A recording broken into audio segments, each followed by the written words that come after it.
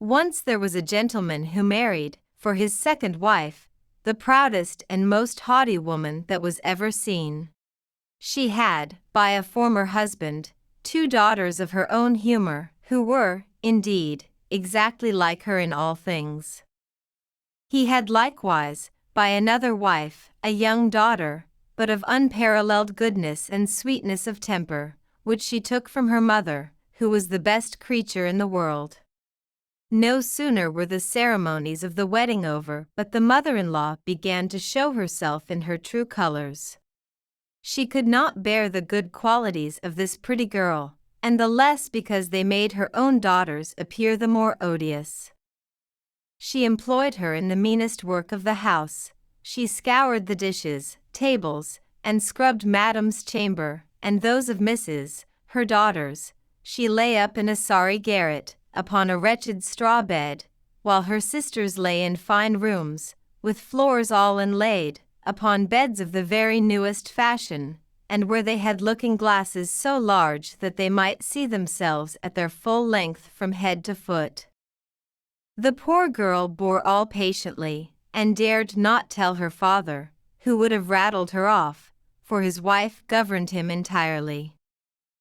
When she had done her work, she used to go into the chimney corner, and sit down among cinders and ashes, which made her commonly be called Cinderwench, but the youngest, who was not so rude and uncivil as the eldest, called her Cinderella. However, Cinderella, notwithstanding her mean apparel, was 100 times handsomer than her sisters, though they were always dressed very richly. It happened that the king's son gave a ball, and invited all persons of fashion to it. Our young misses were also invited, for they cut a very grand figure among the quality. They were mightily delighted at this invitation, and wonderfully busy in choosing out such gowns, petticoats, and head-clothes as might become them. This was a new trouble to Cinderella, for it was she who ironed her sisters' linen, and plaited their ruffles. They talked all day long of nothing but how they should be dressed. "For my part," said the eldest, "I will wear my red velvet suit with French trimming." "And I," said the youngest, "shall have my usual petticoat, but then, to make amends for that, I will put on my gold-flowered manteau, and my diamond stomacher, which is far from being the most ordinary one in the world." They sent for the best tire-woman they could get to make up their headdresses and adjust their double pinners, and they had their red brushes and patches from Mademoiselle de la Poche. Cinderella was likewise called up to them to be consulted in all these matters, for she had excellent notions, and advised them always for the best, nay, and offered her services to dress their heads, which they were very willing she should do. As she was doing this, they said to her, "Cinderella, would you not be glad to go to the ball?" "Alas," said she, "you only jeer me. It is not for such as I am to go thither." "Thou art in the right of it," replied they. "It would make the people laugh to see a Cinderwench at a ball." Anyone but Cinderella would have dressed their heads awry, but she was very good, and dressed them perfectly well. They were almost 2 days without eating, so much were they transported with joy. They broke above a dozen laces in trying to be laced up close, that they might have a fine slender shape, and they were continually at their looking-glass. At last the happy day came. They went to court, and Cinderella followed them with her eyes as long as she could, and when she had lost sight of them, she fell a-crying. Her godmother, who saw her all in tears, asked her what was the matter. "I wish I could, I wish I could." She was not able to speak the rest, being interrupted by her tears and sobbing. This godmother of hers, who was a fairy, said to her, "Thou wishest thou couldst go to the ball, is it not so?" "Yes," cried Cinderella, with a great sigh. "Well," said her godmother, "be but a good girl, and I will contrive that thou shalt go." Then she took her into her chamber, and said to her, "Run into the garden, and bring me a pumpkin." Cinderella went immediately to gather the finest she could get, and brought it to her godmother, not being able to imagine how this pumpkin could make her go to the ball. Her godmother scooped out all the inside of it, having left nothing but the rind, which done, she struck it with her wand, and the pumpkin was instantly turned into a fine coach, gilded all over with gold.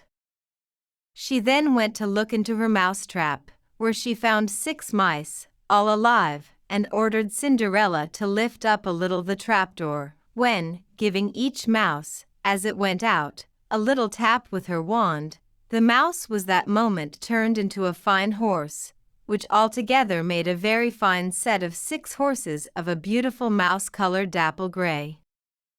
Being at a loss for a coachman, I will go and see, says Cinderella, if there is never a rat in the rat trap we may make a coachman of him.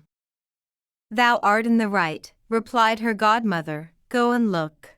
Cinderella brought the trap to her, and in it there were 3 huge rats.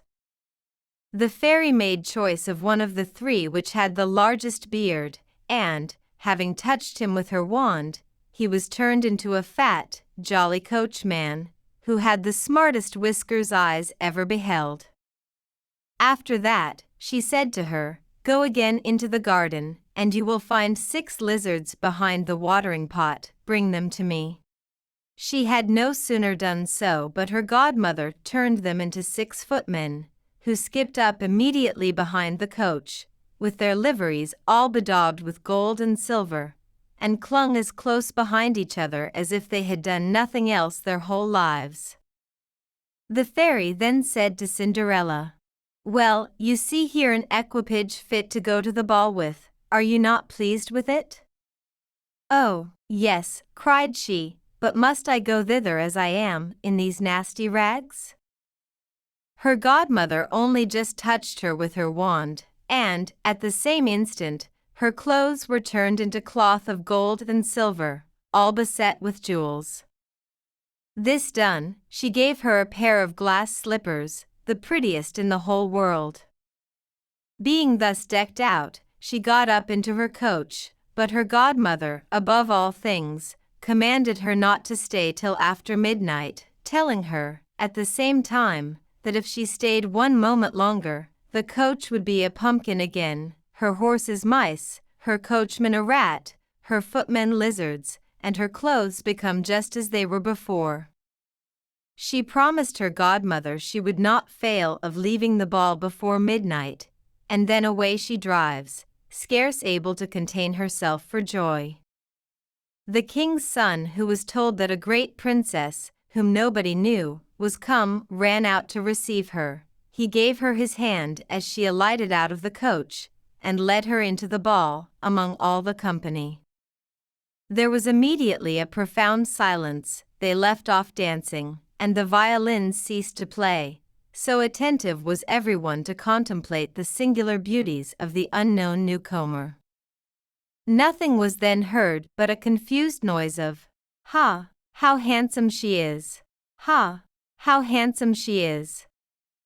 The king himself, old as he was, could not help watching her, and telling the queen softly that it was a long time since he had seen so beautiful and lovely a creature. All the ladies were busied in considering her clothes and headdress, that they might have some made next day after the same pattern, provided they could meet with such fine material and as able hands to make them.